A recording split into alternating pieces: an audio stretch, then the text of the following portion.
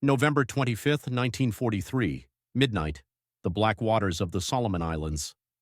5 American destroyers cut through the darkness at maximum speed. Their commander has been given an impossible order: intercept a Japanese naval force evacuating from Buka Island, 300 miles away. Admiral Halsey's message is crystal clear. 31 knot Burke. Get athwart the Buka evacuation line. There's just one problem. These destroyers are exhausted, battle-worn. Their boilers are failing. They can't make 31 knots. But their commander, a man who has already led his squadron through 22 engagements in just over 4 months, radios back a simple reply: "Am proceeding at 31 knots." It's a lie, and it will become a legend. This is one of the most incredible naval careers of World War II, a story of a man who went from shore duty obscurity to becoming one of the most feared destroyer commanders in the Pacific. This is the story of Arleigh Burke, a man who would fight 22 separate engagements in just 4 months, a man whose squadron would sink 1 cruiser, 9 destroyers, a submarine, and shoot down 30 enemy aircraft. A man who would develop tactics so effective that the Naval War College would study them for decades. When World War II broke out, Burke wasn't at sea. He was stuck at a desk job at the Naval Gun Factory in Washington, D.C., watching the war from the sidelines while his country desperately needed experienced officers in combat. The transformation of a 42-year-old officer in a shore billet into the most aggressive destroyer commander in the Pacific is a story of determination, tactical brilliance, and the courage to push beyond every limitation. Arleigh Albert Burke was born in Boulder, Colorado, in 1901. His grandfather was a Swedish immigrant who changed the family name from Björkgren to the more American-sounding Burke. Young Arleigh graduated from the Naval Academy in 1923 and spent the next 18 years doing what good naval officers did, serving in battleships, destroyers, earning a master's degree in chemical engineering, and becoming an ordnance specialist. But here's the critical detail. By December 7, 1941, when Pearl Harbor was attacked, Burke was 40 years old and working at the Naval Gun Factory in Washington, D.C. While the Pacific Fleet burned at Pearl Harbor, while carriers dueled at Coral Sea and Midway, while Marines bled on Guadalcanal, Arleigh Burke was inspecting gun barrels and reviewing ordnance reports. The frustration must have been immense, every fiber of his being screaming to get into the fight, but the Navy needed his expertise exactly where he was. Burke didn't accept it quietly. He requested sea duty, again, and again, and again. The requests were denied, again, and again, and again. For nearly 2 years, Burke watched from the sidelines as the Pacific War raged. 2 years of watching younger officers earn their combat stripes. 2 years of knowing that the war might end before he ever got his chance. But Burke was persistent, stubborn even. He kept requesting sea duty with a determination that would later define his combat style. Finally, in early 1943, someone in the Bureau of Naval Personnel looked at Burke's file and saw not just an ordnance expert, but an officer who had commanded destroyers before the war, an officer who understood ships, tactics, and had the experience to lead men in combat. In October 1943, Captain Arleigh Burke received orders that would change his life: report to the South Pacific and take command of Destroyer Squadron 23. He was 42 years old. Most combat leaders were in their 30s, but Burke didn't care about his age. He finally had his chance. Burke was walking into a nightmare scenario.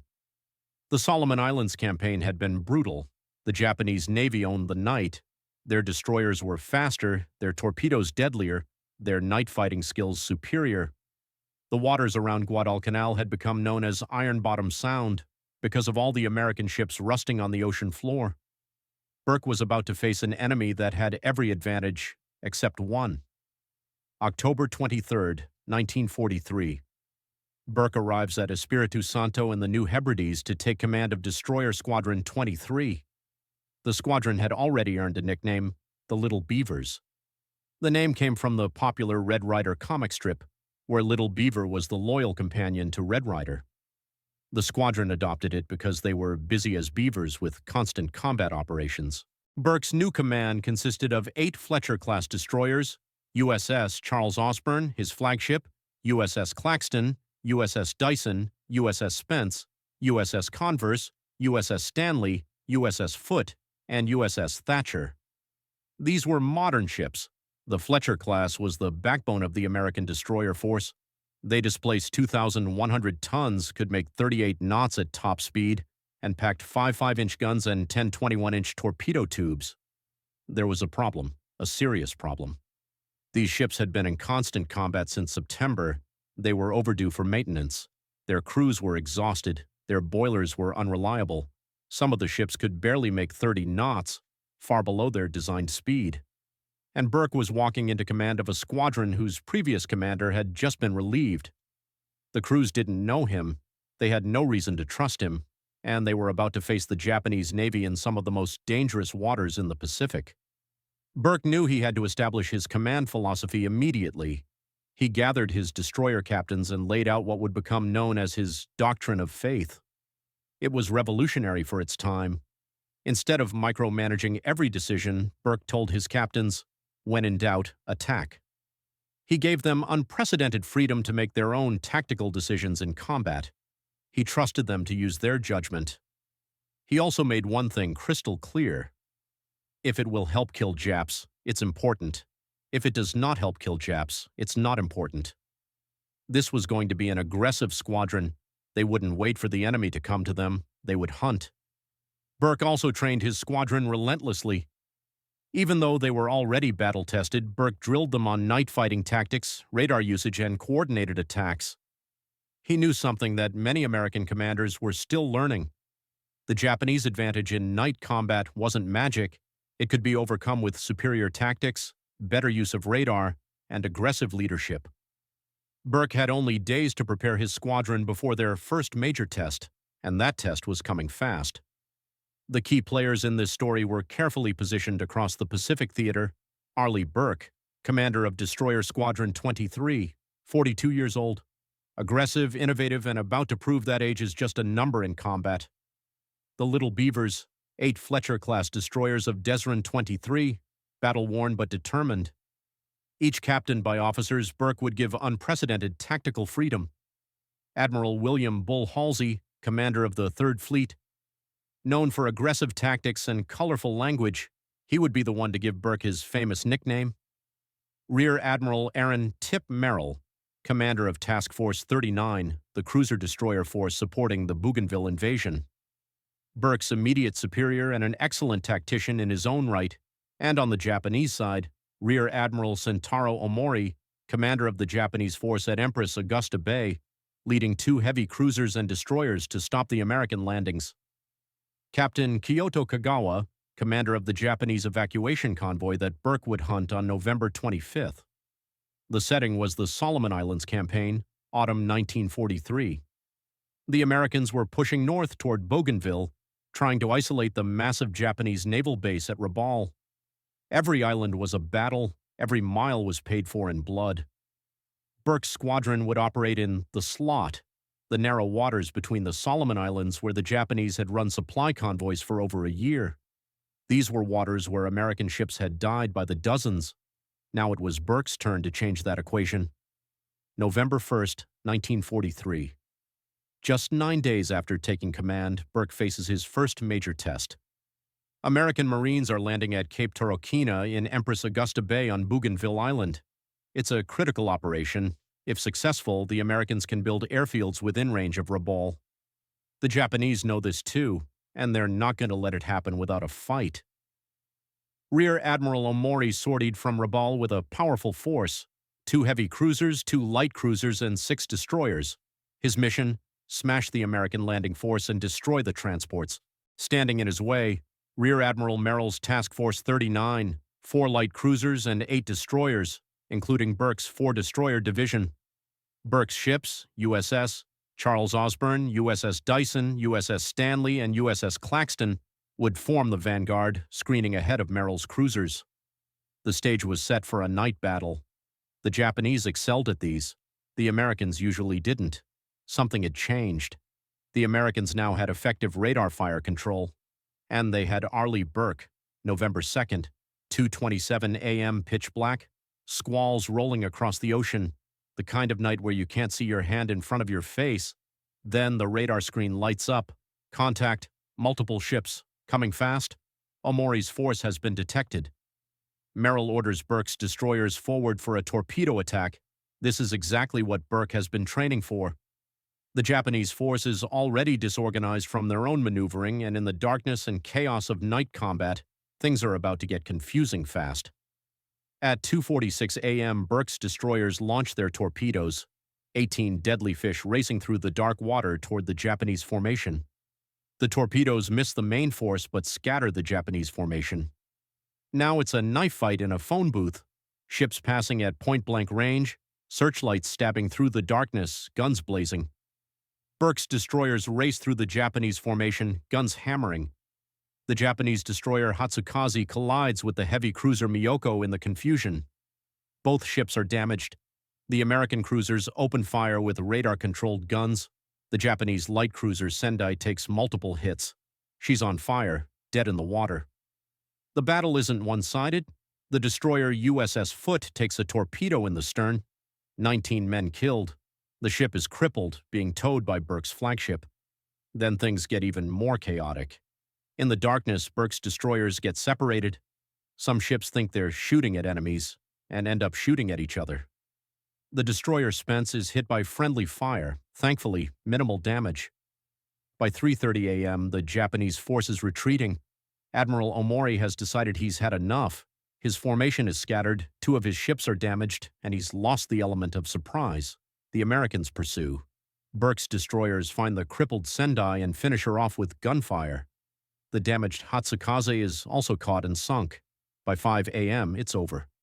The Japanese have lost a light cruiser and a destroyer.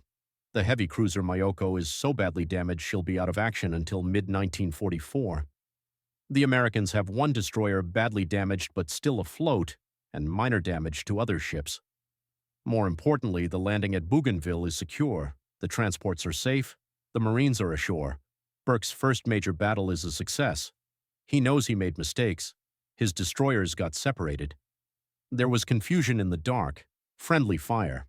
He also proved something crucial. Aggressive tactics could defeat the Japanese at night. You didn't have to wait for them to strike first. You could hunt them, and that's exactly what Burke was about to do. November 24th, 1943, 3 weeks after Empress Augusta Bay, Thanksgiving Eve. Burke's squadron is refueling at New Georgia Island when the orders come through from Admiral Halsey. 31. Not Burke get athwart the Buka-Rabaul evacuation line about 35 miles west of Buka. If no enemy contacts by 0325th, come south to refuel same place. If enemy contacted, you know what to do. Intelligence has detected Japanese destroyers evacuating personnel from Buka Island north of Bougainville. They're running another Tokyo Express, the supply runs that had kept Japanese forces alive throughout the Guadalcanal campaign. Burke looks at the distance, 300 miles. His orders are to be in position by early morning. There's one massive problem. His ships can't make full speed. The USS Spence has a boiler casualty. A cleaning brush has blocked a boiler tube.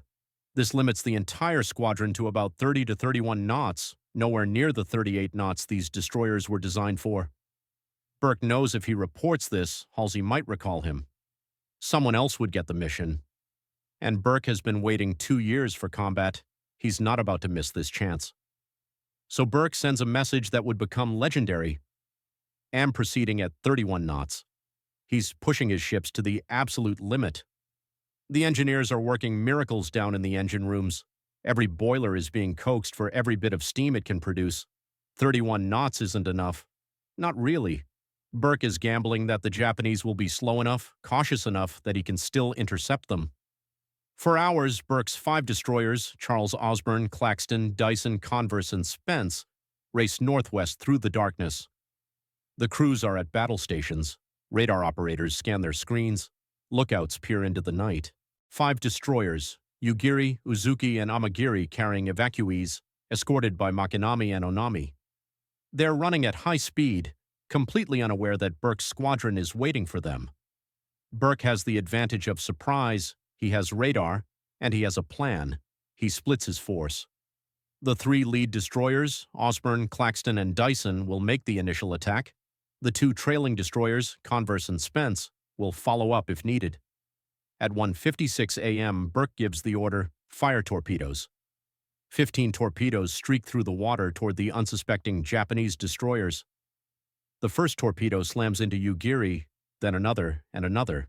The destroyer literally breaks in half, sinking in minutes. The Japanese formation scatters in panic. They still don't know where the attack came from. Burke's destroyers press the attack. They're using a tactic Burke has perfected: shoot and scoot. Fire torpedoes turn away while they're running, then come back for the gun battle. The destroyer Makinami takes torpedo hits. She's slowing, on fire. 3 Japanese destroyers, Amagiri, Uzuki, and Onami, are running. They're making full speed for Rabaul. Burke makes a decision that would become part of destroyer warfare doctrine: chase them down. His destroyers push their boilers even harder. They're making 33 knots now, maybe more. The engineers are performing miracles. The ships are literally shaking from the strain. The chase lasts for over an hour. Burke's gunners are firing at maximum range, trying to slow the Japanese destroyers enough to close the distance. At 3:28 a.m., they catch the slowest ship, Onami. Burke's 3 destroyers surround her and open fire at close range. It's like a firing squad. Onami is pounded by dozens of 5-inch shells. She sinks at 3:42 a.m. The chase continues. Burke faces a critical decision. His ships are getting closer to Rabaul, the most heavily defended Japanese base in the Pacific. If he continues the chase, he might get caught by Japanese aircraft at dawn. 2 Japanese destroyers, Amagiri and Uzuki, are still running, damaged but running. Burke makes the call: break off the pursuit, get his squadron out of danger before daylight exposes them to air attack. It's the right decision. A hard decision, but the right one. As the sun rises, Burke's 5 destroyers turn south, heading back to friendly waters. The Battle of Cape St. George is over. Burke's squadron has sunk 3 Japanese destroyers, Ugiri, Onami, and Makinami. The Japanese evacuation mission is a complete failure, and Burke's ships haven't suffered a scratch. The Naval War College would later call it an almost perfect surface action. What makes it truly remarkable? Burke accomplished this with a squadron that couldn't even make its design speed. He did it through superior tactics, aggressive leadership, and that one white lie about making 31 knots. When Admiral Halsey heard about the battle, he was delighted, and from that point on, every message to Burke was addressed to 31-knot Burke. The nickname that started as a joke, Burke couldn't even make 31 knots after all, became a symbol of his aggressive, hard-charging leadership style. The Battle of Cape St. George was the last major surface action in the Solomon Islands campaign. The Tokyo Express had made its final run. Burke wasn't done, not even close. Between November 1st, 1943 and February 23rd, 1944, less than 4 months, Burke's Little Beavers fought in 22 separate engagements. Let me repeat that. 22 separate engagements in 4 months. The score: 1 Japanese cruiser sunk, 9 destroyers sunk, 1 submarine destroyed, several smaller vessels sunk, and approximately 30 aircraft shot down. Burke's ships took damage, sure, but not one of them was lost under his command. The squadron received the Presidential Unit Citation, the only destroyer squadron in World War II to be so honored. It was unprecedented. Burke himself received the Navy Cross, the Navy Distinguished Service Medal, the Legion of Merit, and the Purple Heart. More importantly, he had revolutionized destroyer warfare. His tactics, aggressive attacks, use of radar, giving captains freedom to make decisions, and the principle of attack, attack, attack became doctrine for the U.S. Navy. In March 1944, Burke was promoted and transferred to become Chief of Staff to Admiral Mark Mitcher, commander of Task Force 58, the Fast Carrier Task Force. He would serve on the carriers during the Battle of the Philippine Sea, Iwo Jima, and Okinawa, even surviving 2 kamikaze hits on his flagships. It was his time with the Little Beavers that defined his legend. After the war, Burke stayed in the Navy. He served during the Korean War, and in 1955, President Eisenhower promoted him to Chief of Naval Operations, jumping him over 92 more senior admirals. He was the youngest person ever appointed to the position at age 54. Burke would serve an unprecedented 3 terms as CNO from 1955 to 1961. During that time, he oversaw the Navy's transition to the nuclear age, championed the development of the Polaris submarine-launched ballistic missile, and defended the importance of aircraft carriers during budget battles.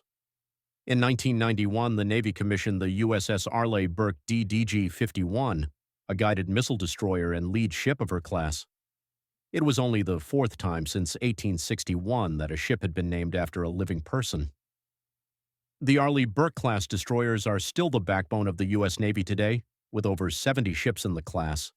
They're among the most advanced warships in the world. Burke lived to see the first ship of the class named in his honor.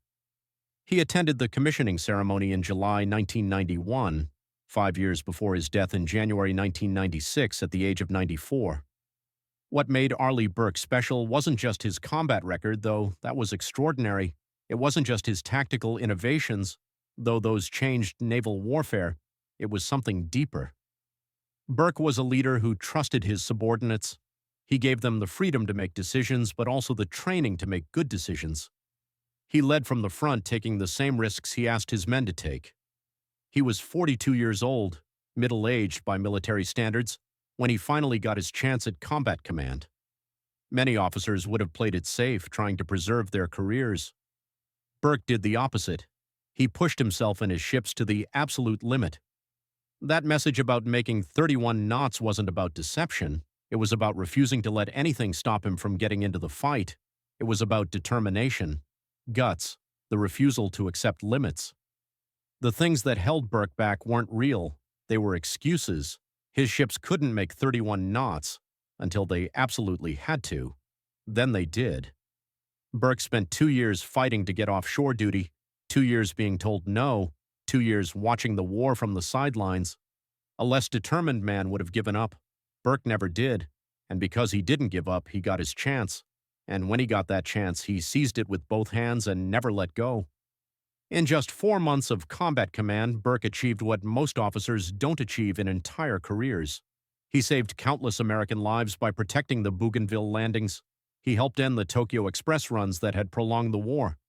He trained a generation of destroyer captains in his aggressive tactics. He showed that determination, innovative thinking, and aggressive leadership could overcome any disadvantage. The Japanese had faster ships, better torpedoes, and years of night fighting experience. Burke had belief in his crews, faith in American technology, and the willingness to attack when others might have hesitated. That's what made him 31-knot Burke. Not the speed of his ships, but the speed of his thinking, the aggressiveness of his tactics, and the unwavering determination to take the fight to the enemy no matter what.